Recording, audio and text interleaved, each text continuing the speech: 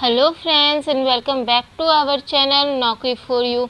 आज हम लोग परफेक्शन आईएएस 90 डे प्लानर के साइंस के पार्ट को कवर करने वाले हैं। ये साइंस का डे 9 होने वाला है। इसके पहले साइंस के 1 to 8 वीडियोस आपको हमारे चैनल पे अपलोडेड मिल जाएंगे। फ्रेंड्स, आपको हमारे चैनल पे परफेक्शन आईएएस 90 डे प्लानर के ऑल सब्जेक्ट के वीडियोस मिल जाएंगे। अगर आपने उन्हें नहीं देखा तो आप जाके देख सकते हैं, क्योंकि आने वाली बीपीएससी पीटी के लिए ये आपको बहुत ही हेल्पफुल साबित होंगी। फ्रेंड्स, एक छोटी सी रिक्वेस्ट है आप सभी से। आप सब हमारे चैनल को देख तो रहे हैं, हमारे वीडियोस को पसंद कर रहे हैं, लेकिन हमारे चैनल को सब्सक्राइब नहीं कर रहे हैं। तो प्लीज़ हमारे चैनल को सब्सक्राइब कीजिए और हमारा छोटा सा जो टारगेट है 1K सब्सक्राइबर का, उसे अचीव करने में हमारी हेल्प कीजिए, ताकि हम मोटिवेट होकर ऐसे ही वीडियो सबसे पहले आप तक ला पाएँ। ओके फ्रेंड्स, चलिए शुरू करते हैं आज का ये बहुत ही इम्पोर्टेंट वीडियो। तो आज से जो है वो बायोलॉजी स्टार्ट हो रहा है। इसके टॉपिक जो हैं बहुत ज़्यादा ब्लैक्स हो गए हैं, तो ये दिख नहीं रहे हैं।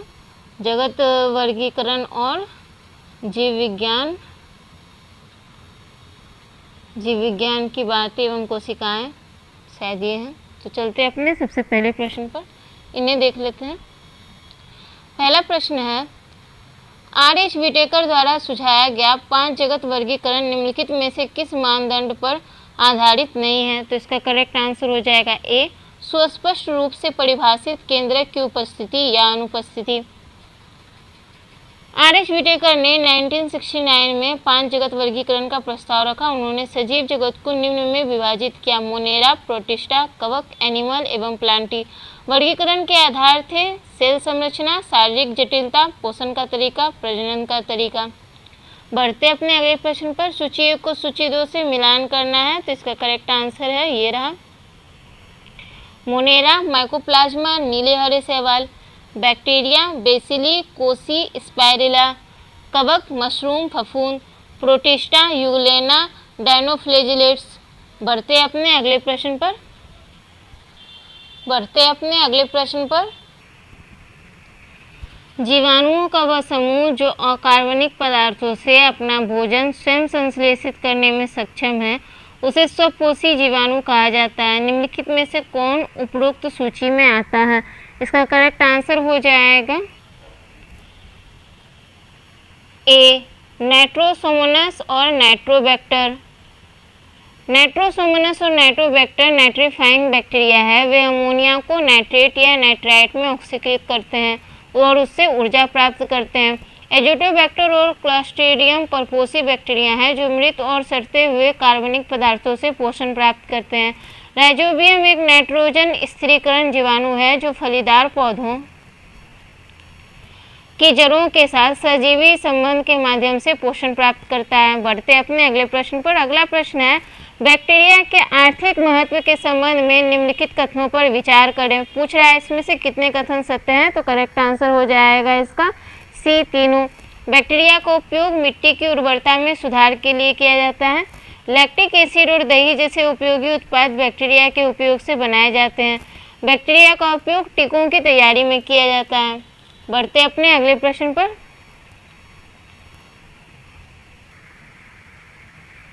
साइनोबैक्टीरिया के संबंध में निम्नलिखित कथनों पर विचार करें। पूछ रहा है इसमें से कौन सा कथन गलत है?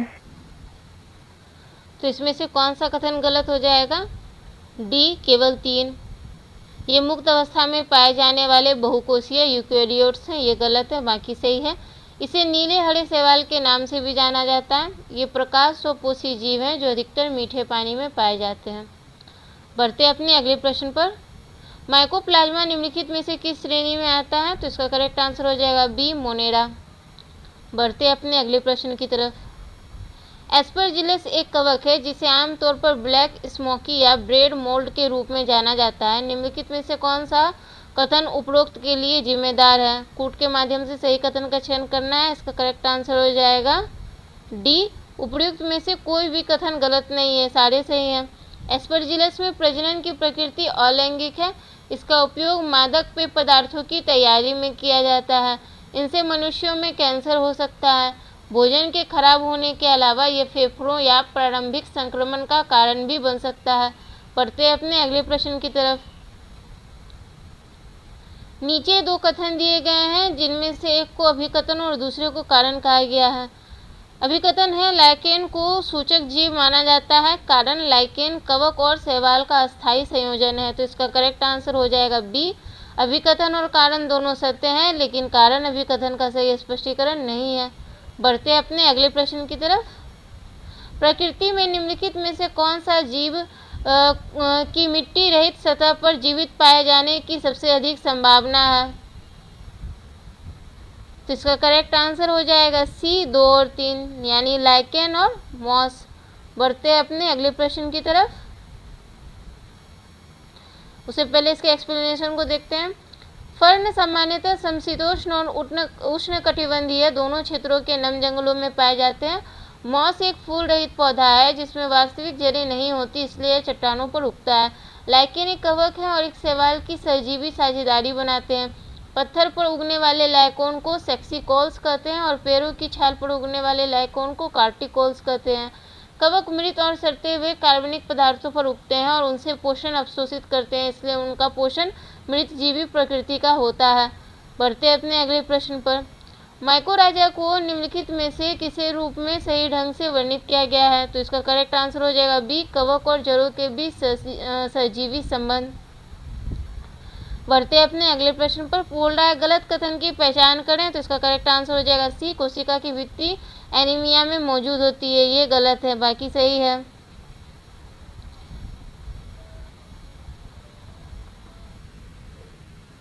तो एनीमिया में जो है वो कोशिका भित्ति अनुपस्थित होती है, क्योंकि शरीर को आकार और संरचना प्रदान करने का कार्य कंकाल तंत्र द्वारा किया जाता है, जो प्लांटी में मौजूद नहीं होता। बढ़ते हैं अपने अगले प्रश्न पर। तो सूचियों को सूची 2 से सुमेलित करना है। देखते हैं इसका करेक्ट आंसर क्या हो जाएगा। इसका करेक्ट आंसर है ये रहा, यहाँ देख लेते हैं। तो उल्वा हो जाएंगे, सॉरी फ्रेंड्स, उल्वा हो जाएंगे खाद्य समुद्री शैवाल, नॉस्टॉक नाइट्रोजन की कमी वाले वातावरण में सहायक, अगर अगर, जेली और कस्टर्ड, क्लोरेला एंटीबायोटिक दवा। बढ़ते हैं अपने अगले प्रश्न पर।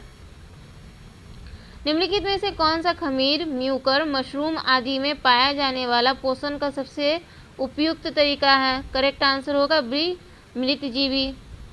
मृतजीवी मृत एवं सड़ते हुए कार्बनिक पदार्थों से पोषक तत्वों को अवशोषित करते हैं। ये सूक्ष्म जीव जटिल कार्बनिक पदार्थों को सरल रसायनों में तोड़ देते हैं, जिससे उन्हें ऊर्जा प्राप्त होते हैं करने और चयापचय करने कार्य करने में मदद मिलती है। इनमें पत्तियां, जड़ें और तने नहीं होते, इसलिए इनमें प्रकाश संश्लेषण की क्षमता नहीं होती है। अगला प्रश्न है प्लांट जगत के संबंध में निम्नलिखित कथनों पर विचार करें। पूछ रहा है इसमें से कितने कथन सत्य हैं? तो इसका करेक्ट आंसर हो जाएगा बी, 2। तो इसमें से 1 और 2 जो है वो सही है। क्रिप्टोगेम वे पौधे हैं जिनमें बीज नहीं होते, फेंडोगेम वे पौधे हैं जिनमें बीज होते हैं। बढ़ते अपने अगले प्रश्न पर। लाइकेन के बारे में नीचे दिए गए कथनों में से गलत विकल्पों को चिन्हित करें। तो इसका करेक्ट आंसर हो जाएगा ए, ये बहुत तेज़ी से बढ़ते हैं। ये गलत है, ये बहुत धीमी गति से बढ़ते हैं, 0.5 मिमी प्रति वर्ष से लेकर 500 मिमी प्रति वर्ष तक। इस धीमी वृद्धि के कारण कहा जाता है कि इनका जीवन काल लंबा होता है। लाइकेन कवक और शैवाल के बीच सहजीवी संबंध दर्शाता है। इसकी कुछ प्रजातियां 12 सींगों द्वारा खाई जाती है। अगला प्रश्न है निम्नलिखित में से कौन सा शैवाल कैरेजेनन उत्पन्न करता है? करेक्ट आंसर हो जाएगा बी, लाल शैवाल। लाल शैवाल समुद्री जल में 30 से 90 मीटर की गहराई तक पाया जाता है। ये चट्टानी पत्थरों से जुड़े होते हैं और इनका लाल रंग फाइकोएरिथ्रिन की अधिक मात्रा की उपस्थिति के कारण होता है। लाल शैवाल का महत्व इस प्रकार है, यह खाने योग्य है और जापान में इसे चावल के साथ खाया जाता है। फाइकोकोलाइड्स बिली प्रोटीन का निष्कर्षण निकाला जाता है, जिसका उपयोग गाढ़ा करने वाले पदार्थ के रूप में किया जाता है। कैरेजेनन का निष्कर्षण चॉकलेट आइसक्रीम को पैसीकृत करने के लिए किया जाता है। अगला प्रश्न है भूरे शैवाल के संबंध में निम्नलिखित कथनों पर विचार करें। कौन से कथन सही हैं? तो करेक्ट आंसर हो जाएगा इसका सी, 1 और 2।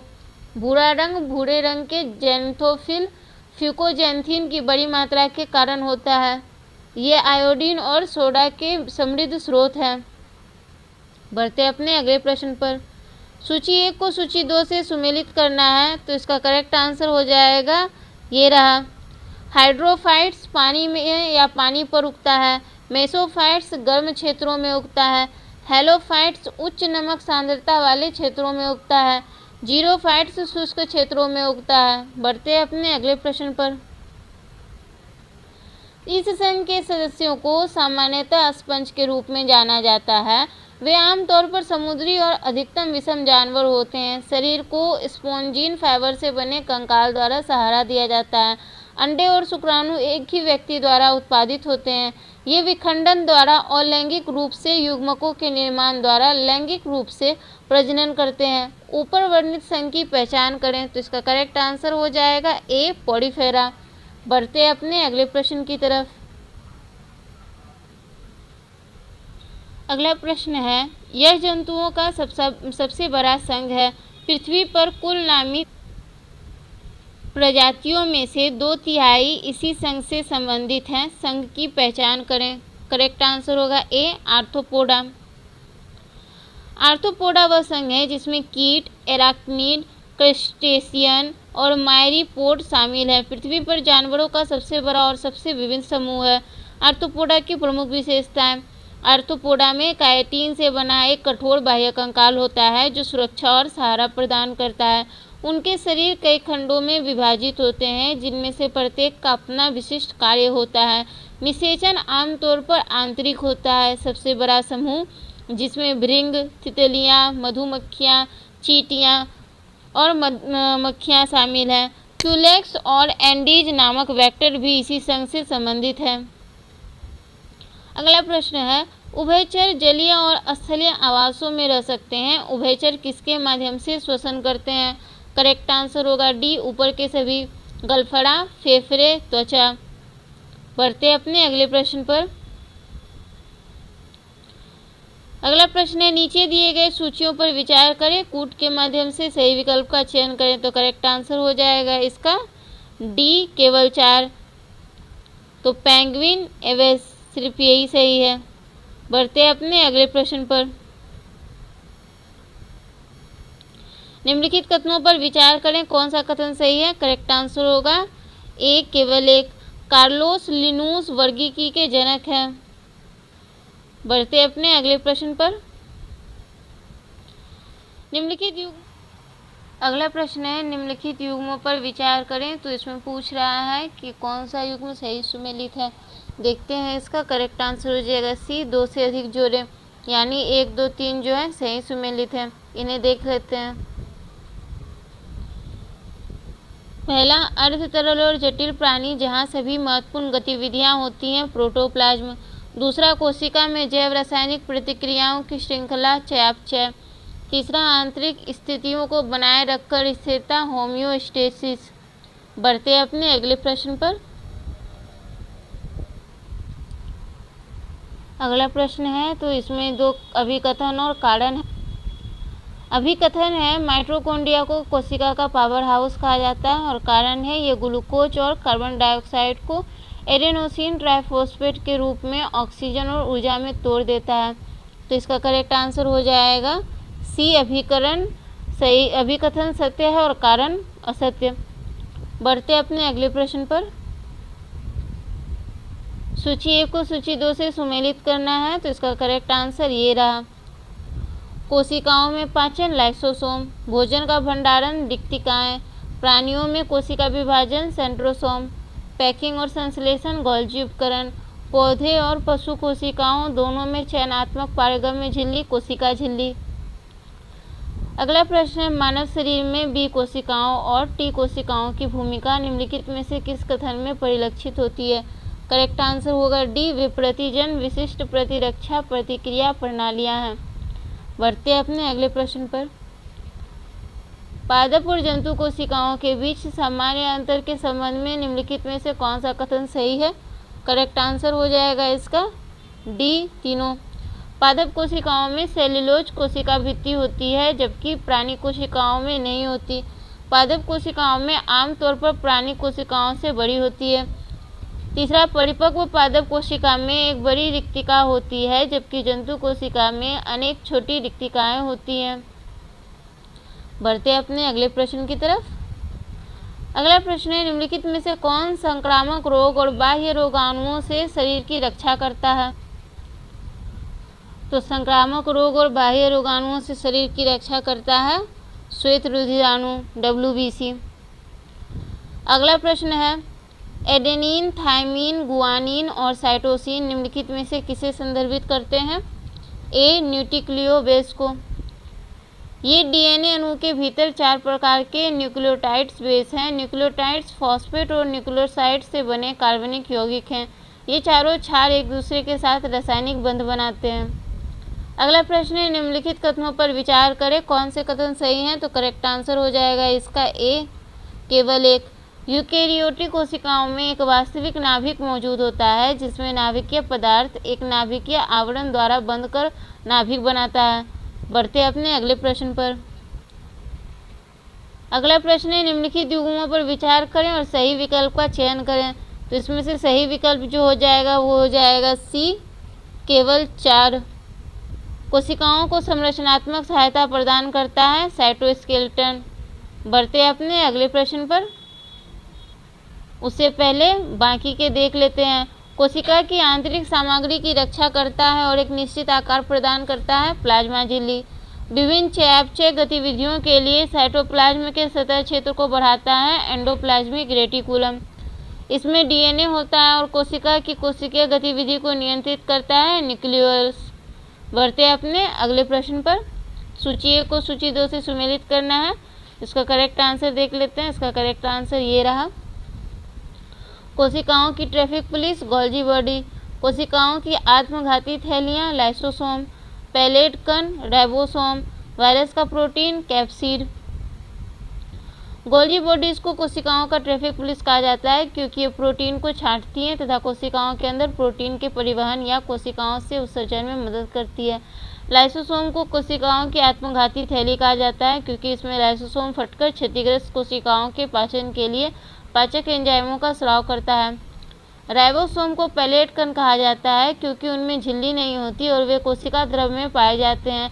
ये प्रोटीन संश्लेषण में महत्वपूर्ण भूमिका निभाता है। वायरस के प्रोटीन को कैप्सिड कहा जाता है। वायरस जीवन के सिद्धांत का अपवाद है। उनके पास कोशिका संरचना नहीं होती है। उनके पास डीएनए या आरएनए या प्रोटीन होता है। वे केवल मेजबान कोशिकाओं में ही प्रजनन करते हैं। अगला प्रश्न है, पूछ रहा है इनमें से कौन सा कथन सही है? तो करेक्ट आंसर हो जाएगा ए, केवल 1 और 2। एटीपी को कोशिका की ऊर्जा मुद्रा कहा जाता है। प्लाज्मोडेस्माटा को 2 कोशिकाओं के बीच परासरण के माध्यम से पदार्थों की आवाजाही में मदद करता है। बढ़ते हैं अपने अगले प्रश्न की तरफ। कोशिका द्विगुणन की प्रक्रिया जिसमें एक कोशिका 2 आनुवंशिक रूप से समान संतति कोशिकाओं में विभाजित हो जाती है जिससे द्विगुणित कोशिकाएं उत्पन्न होती हैं, क्या कहलाती है? तो इसका करेक्ट आंसर हो जाएगा सी, माइटोसिस। बढ़ते हैं अपने अगले प्रश्न पर। निम्नलिखित में से कौन सी जीवित चीजों की एक विशिष्ट विशेषता है? तो इसका करेक्ट आंसर हो जाएगा ए, आसपास की घटनाओं की धारणा और उनकी स्मृति। बढ़ते अपने अगले प्रश्न पर। निम्नलिखित में से कौन सी संरचना प्रोकैरियोटिक कोशिकाओं में नहीं पाई जाती? करेक्ट आंसर हो जाएगा इसका डी, न्यूक्लियर झिल्ली। बढ़ते हैं अपने अगले प्रश्न की तरफ। निम्नलिखित में से कौन सा रुक्ष अंतःप्रद्रवयी जालिका में नहीं पाया जाता? करेक्ट आंसर हो जाएगा इसका सी, फास्फोलिपिड संश्लेषण। बढ़ते हैं अपने अगले प्रश्न की तरफ। निम्नलिखित में से कौन सा कथन पादप कोशिकाओं में रिक्तिका से संबंधित है? तो इसका करेक्ट आंसर हो जाएगा डी। झिल्ली बंधी होती है और इसमें जल एवं उत्सर्जी पदार्थ होते हैं। बढ़ते अपने अगले प्रश्न की तरफ। निम्नलिखित कथनों पर विचार करें, कौन सा सही है? तो करेक्ट आंसर हो जाएगा ए, 1 और 2। जिन कोशिकाओं की आनुवांशिक इकाई है जो डीएनए के विशिष्ट खंड के सुपर कोइलिंग से बनी होती है, जिन कोशिका की आनुवांशिक जानकारी ले जाते हैं। बढ़ते अपने अगले प्रश्न की तरफ। निम्नलिखित कथनों पर विचार करें, गलत विकल्प का पहचान करें। तो करेक्ट आंसर हो जाएगा डी, क्लोरोप्लास्ट फूलों और फलों को रंग प्रदान करता है। ये गलत है, बाकी सही है। लिपोप्रोटीन कोलेस्ट्रॉल को रक्त प्रवाह के माध्यम से कोशिकाओं तक ले जाते हैं। पादप कोशिकाओं में सेंट्रोसोम अनुपस्थित होता है। पौधे से प्राप्त टैनिन का उपयोग चमड़ा और स्याही बनाने में किया जाता है।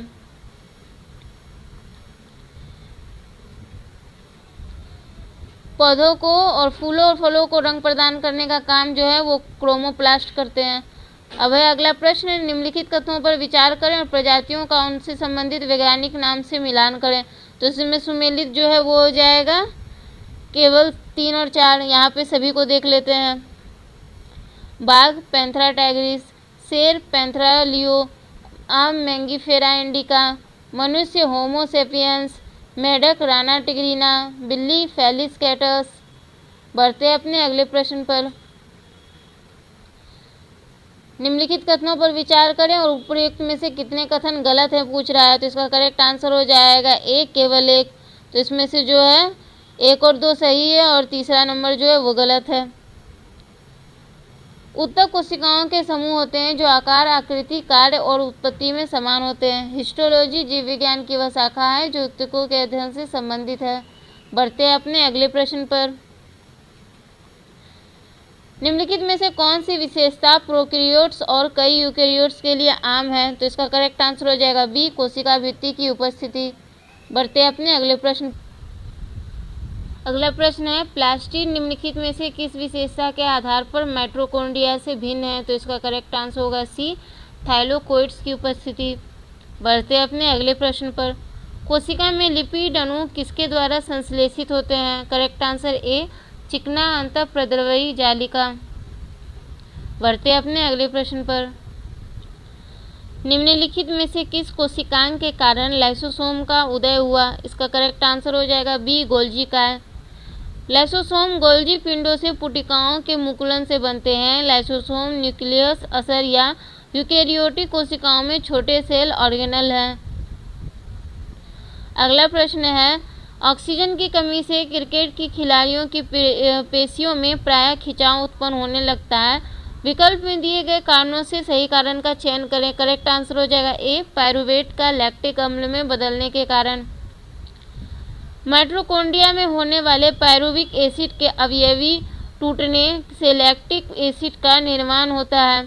जब कोई व्यक्ति जोरदार व्यायाम करता है और कसरत करता है तो ऑक्सीजन का उपयोग होता है। इससे मांसपेशियों में ऑक्सीजन की कमी हो जाती है और लैक्टिक एसिड बनता है और मांसपेशियों में जमा हो जाता है, जिससे मांसपेशियों में ऐंठन होती है। अगला प्रश्न है, निम्नलिखित में से कौन सा कथन गलत है। तो इसका करेक्ट आंसर हो जाएगा सी, प्रोकैरियोटिक बहुकोशिकीय जीव हैं। ये गलत है, बाकी सही है। सही कथनों को देखते हैं। पहली बार मृत कोशिकाओं को देखने के लिए रॉबर्ट हुक ने कोशिका शब्द गढ़ा। मानव रक्त में श्वेत रक्त कोशिकाएं एकल कोशिका का एक उदाहरण है जो अपना आकार बदल सकती है। यूकेरियोटिक कोशिकाओं में झिल्ली बंद अंगक होते हैं। बढ़ते हैं अपने अगले प्रश्न की तरफ। निम्नलिखित में से कौन सा कथन गलत है। तो इसका करेक्ट आंसर हो जाएगा ए, ये गलत है, बाकी सही है। लाइसोसोम कोशिकाओं की अवशिष्ट निपटान प्रणाली है। माइटोकॉन्ड्रिया को कोशिका का पावर हाउस कहा जाता है। बढ़ते हैं अपने अगले प्रश्न पर। फ्रेंड्स, उससे पहले एक छोटी सी रिक्वेस्ट, अगर आपने यहाँ तक वीडियो को देखा है और अभी तक लाइक नहीं किया तो प्लीज़ जल्दी से लाइक कर दें। साथ ही अगर आप हमारे चैनल पर न्यू हैं तो जल्दी से हमारे चैनल को सब्सक्राइब कर दें ताकि आगे आने वाले यूजफुल वीडियोज़ की नोटिफिकेशन आप तक सबसे पहले पहुँच पाए। आप कमेंट कर बता भी सकते हैं आपको और भी कौन से टॉपिक से रिलेटेड वीडियोज़ चाहिए। ओके फ्रेंड्स, शुरू करते हैं। अगले प्रश्न पर चलते हैं। निम्नलिखित कथनों पर विचार कीजिए। तो इसका करेक्ट आंसर हो जाएगा डी, 2 और 3। ल्यूकोप्लास्ट रंगीन प्लास्टिड होते हैं। क्रोमोप्लास्ट सफ़ेद प्लास्टिड होते हैं। बढ़ते हैं अपने अगले प्रश्न पर।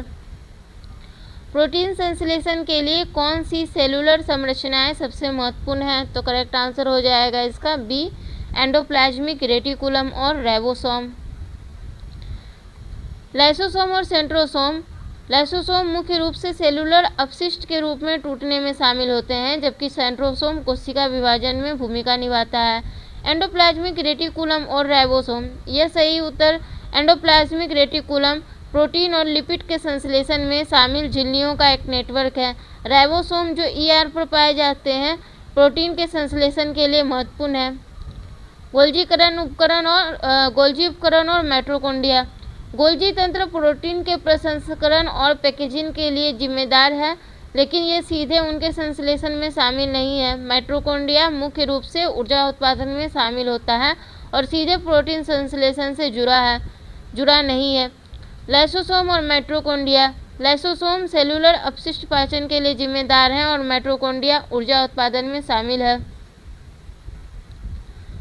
अगला प्रश्न है, न्यूक्लिक एसिड के बारे में निम्नलिखित कथनों पर विचार करें, कौन सा कथन सही नहीं है। तो इसका करेक्ट आंसर हो जाएगा बी, केवल 2, ये गलत है। डिऑक्सी राइबो न्यूक्लिक एसिड और राइबो न्यूक्लिक एसिड 2 प्रकार के न्यूक्लिक एसिड हैं। बढ़ते हैं अपने अगले प्रश्न पर। निम्नलिखित में से कौन सा जोड़ा सही ढंग से सुमेलित नहीं है। करेक्ट आंसर हो जाएगा बी, 1 और 3 गलत हैं, बाकी 2 सही है।